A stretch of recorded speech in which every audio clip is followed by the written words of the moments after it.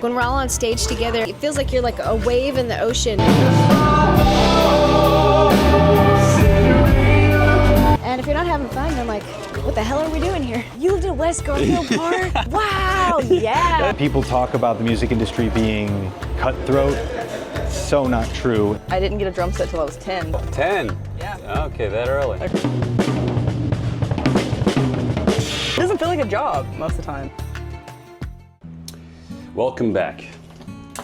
Today we're gonna check out the Reverend Few. The Reverend Few is a band led by the singer Paige DeChausse. We're gonna go in Buda, which is a city south of Austin, and check out her concert. I'll see you very soon.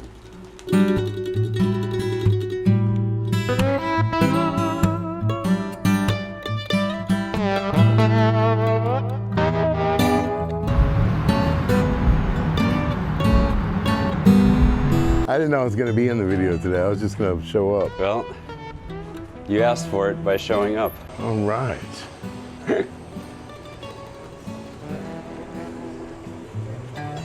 There we go. That's cool. Two rooms like that. What's going on? Aha! How y'all doing?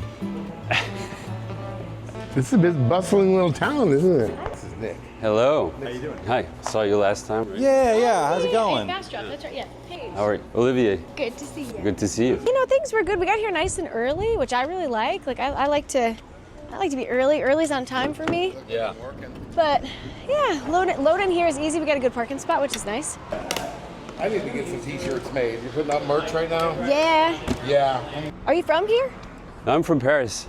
Oh. Yeah. Oh wow. How long Parisien. But my mother's from Chicago. Oh, that's where we moved from. Oh, you what? That's where we moved from. Oh, you moved from Chicago? Yeah, where does she live? Where?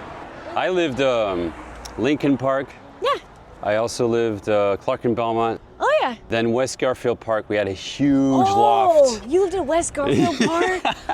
Wow, yeah. I tell everyone that they're like, yeah, okay, what is it? Wow. I'm like, no, West Garfield Park is pretty interesting. Yeah. But it changed a lot. It was back in 2005 when nothing was revamped or anything. It was That was before all the gentrification. Well, yeah. I used to work, well, I still work in real estate, but I worked in real estate there. And that was kind of like, you know, west of Western was always a little dicey. Yeah. But Garfield Park was like, whoa, that's like, but you had great spaces, huge spaces. Huge spaces with artists. Yes. Right? We would play Chicago, we'd play Sheboygan, Wisconsin. You know, we could travel to multiple states because everything was so close. When you're in Texas, it's really hard to get out of the state. Yeah. So we were definitely like Midwest region, touring around there. Cool. And then we came to Austin, maybe 2011, 2012. I'd been here before, but the band hadn't. Played and fell in love with it. People fell in love with our music. And then his dad got sick, had Lou Gehrig's disease. His whole family relocated from Illinois to Dallas. And we were like, we need to move. But we're like, we're going to Austin instead. So we did that and then never left. People, I don't know, people's attention span is short. You know, people get swept up by the next thing on TikTok or whatever. And while I think that stuff is valuable, like there's something about making those connections and staying connected and seeing the progress we make as people together. I don't know what keeps people's attention these days. I don't know. I just keep doing what I do, and I sell CDs and I sell vinyl, and we've got stuff on Spotify, but I don't like hinge my life to it. Yeah. It doesn't validate my success. I just want to make music and have fun. Yeah, exactly. You know? I think the key is to just have fun. Have fun while you're working. Yeah, it's such a gift to be able to do what we do, and if you're not having fun, then like, what the hell are we doing here? You know what I mean?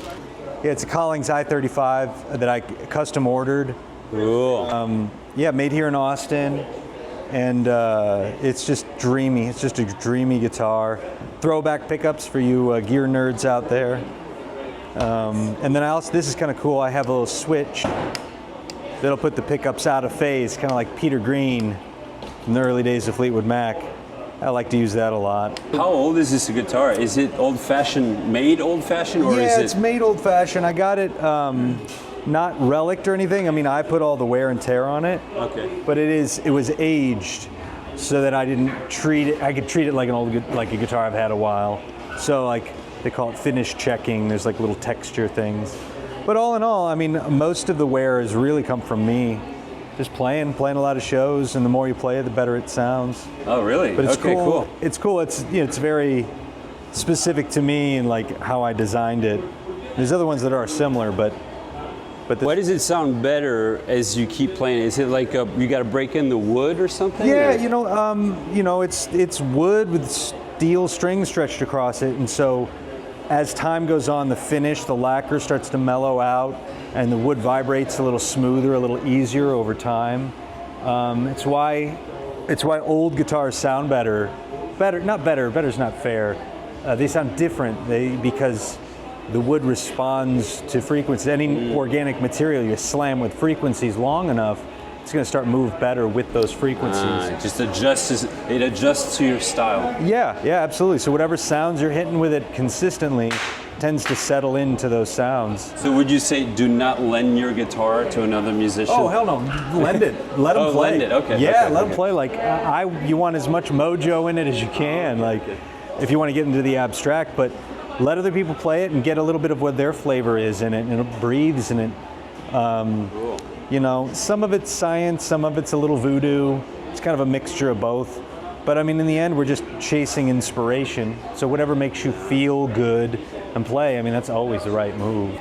Well, music is your religion. It's like spiritual in a way, right? Yeah, I think music is a language. It's a tool we use to convey meaning. And the sounds and all the vibrations are part of that tool, like a part of that meaning. And the way that it envelops an audience, you hope that they can feel the same things that you're feeling. Yeah. And rock and roll grew out of blues. I got into this because I want to have a live experience with people in a space. And you transition to learning about recording, and you learn about all these other things that have different environments, but ultimately it's just a connection. It's about having a group of people collectively working together to create a moment in a space. Yeah. And and songs are the roadmap for how we do that. People talk about the music industry being cutthroat. It's so not true, and it's not true here. And those who try to make it cutthroat, they're going to hit a ceiling, and it's just not worth it. Like around here, it's very much so. Like if you're just not cool, people aren't mean.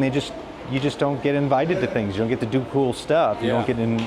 People don't want to play with you. People want to spend time with you or talk about things. And all of our best opportunities have come from other artists and some connection through other artists that liked us and believed in us. My love for this town comes from fellow artists that we're all doing the same kind of things, sharing everything that we can share, knowing that a rising tide raises all ships. And it's proven to be true, and it's why there's such a vibrant live music community here. This is the best part of the gig, setting up and tearing down. There's some drummers that like tilt all the drums this way, which I don't know if you've ever seen that. It's bizarre. What do you mean this way? Like leaning? They're just they're leaning? like all tilted like that. Yeah. There's like 2 or 3 drummers. Maybe because they're tall and they have a higher waist? I have no idea. No? I have no idea. I don't get it. But Or they want to feel like they're falling over every single time, He was talking about the masochistic aspect, so maybe they want to feel like they're jumping off a cliff. see, adrenaline. They need some adrenaline. I'm sure they play every song really fast because just leaning forward, like anticipating. Yeah. I don't know. It's weird.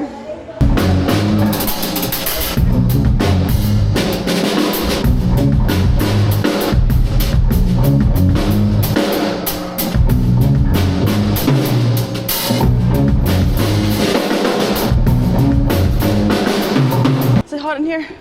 Yeah. Are you getting a dirty little, slutty little martini? Hoist a kite, chill the darkness, cool the light, can give you power, take it away.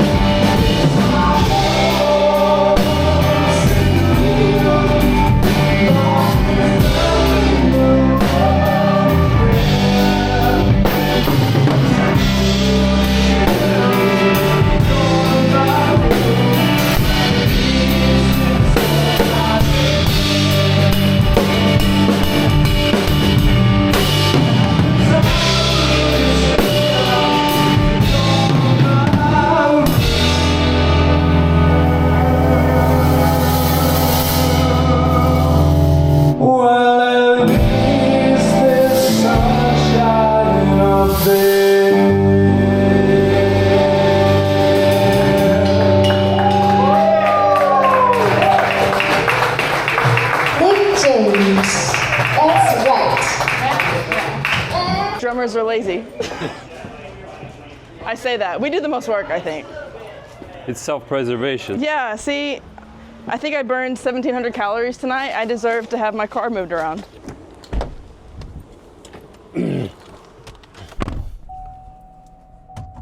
For some reason, I just always wanted to do drums. And it's gonna just ding the whole time. I didn't get a drum set till I was 10, but I played, you know, in my neighborhood when I was like 3 or 4. I would go down the street and play my brother's friend's kit that he had in his shed. It was like in the middle of summer. It was like 95 degrees outside, you know. So I would just stick myself in the shed and play. I didn't know what I was playing, but I had a good time in there. But I begged my mom to get me a drum set when I was like 10 years old, and she finally got me. 10? Yeah. Okay, that early. Like a real drum set, and And you didn't play any other instrument? no. I mean, I played guitar. I was self-taught, drums and guitar. Yeah. But let's see if I can park over here. I didn't take drum lessons until, like, technically college. I went to school for for music. I never wanted to do anything else but just play music. So it was kind of weird. Yeah. You know, my mom was like, "You should go and get a degree somewhere else." I'm like, "No, I don't want to do anything else." And you stuck with it, and stuck you with it. managed to make a living off of it, or I don't like being told what to do. exactly. I'm so stubborn. It's Yeah, like, I'm guessing, yeah. yeah. So I'm very like grateful, and it's cool to be able to do Yeah, this. You know, it is. It's cool. Yeah, I have a cool job. you do. So it doesn't feel like a job most of the time. you know? Exactly. I'm just hanging out with my friends, and I'm playing music and creating awesome little memories on stage. I'm actually writing songs Cool. for myself instead of just playing for other people. Because I feel like as a drummer and a bass player, like, well, and sometimes a guitar player, we all just serve the band a lot. Like, we don't really get to play what we want to play a lot of the okay. time. So I'm sort of holding myself accountable to write my own stuff and play my own things and eventually play it on stage, because I've never actually written a song and played it on stage before. Oh, okay. I've only just played, like, you know, covers of songs, which is sort of my personality too. Like, I have so many different genres of music that I love to play, and someone asked me, like, what's my favorite thing to play? I'm like, everything. I don't know. This year was the first time that I actually sang and played guitar on stage since college. And it was like such a high that I was like, I have to keep doing this. Yeah. Even if it's just a hobby, like, I'm just gonna do it. I don't care if I even get paid, I'm just gonna keep going. I feel like I'm one of the dwarves. Hi-ho, hi-ho. The goal is to not really get famous, but just to have people load my stuff. Come here, baby. Come sit. Come on. Oh, good boy. For me, music is spiritual. It's cathartic. It is. It's a vehicle to getting to people and expressing ourselves. And I think no matter where we are in our life, in our day, in that moment in time, it's a really beautiful place to be, that we get to move it forward and just be this transference of energy. And I think how lucky we are to do that collectively together. Yeah, that's You said it, girl. very well. And I love all these people so much. You know, I see musicians as kind of the doctors of the soul. Yeah. Ooh, I like that. Yeah. Yeah. Yeah. I think that's You heal. I will say this. Yeah. I was in such a weird mood today, and playing this gig Yeah. completely changed my whole outlook of the whole night. Like, it Not just you, me. I was like, holy shit, this is unbelievable. it was like night and day. And I knew it would do that, but it just, playing with these guys, it just makes everything better, you know. I can feel that all four of you are really in tune when you play. It's just everyone has, I feel like, the same level of expertise, and you're all in tune. It's just, it's beautiful to watch and to hear.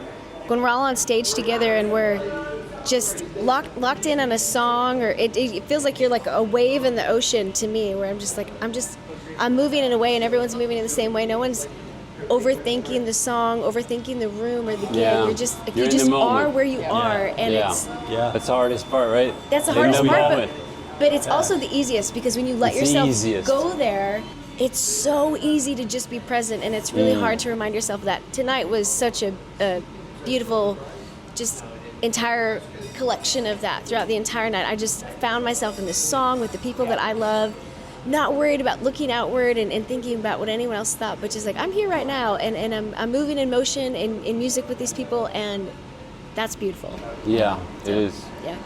I just remember when I was so self-conscious when I started dancing for the first time. You're in the club and you start dancing, and you start thinking, what does everyone think of these horrible moves? And, They're so unique to you, though. Yeah. They're not horrible. They're just how you're feeling in that moment. You know? well, then I got lost, and I totally started being in the moment. Yes. Like, who do you care? Why? Yeah. Why do you even think about anyone? It's just be in that moment. Yeah. Get lost. Yes. And that's the nature of art is being an artist in that sense is being lost in that moment. Lost And in it, that's yeah. and especially in this modern American world we have so much structure and you must be within this Yeah. structure and it's scary to let yourself go. It's scary to just exist. Yes. So many people battle that all the time, just existing.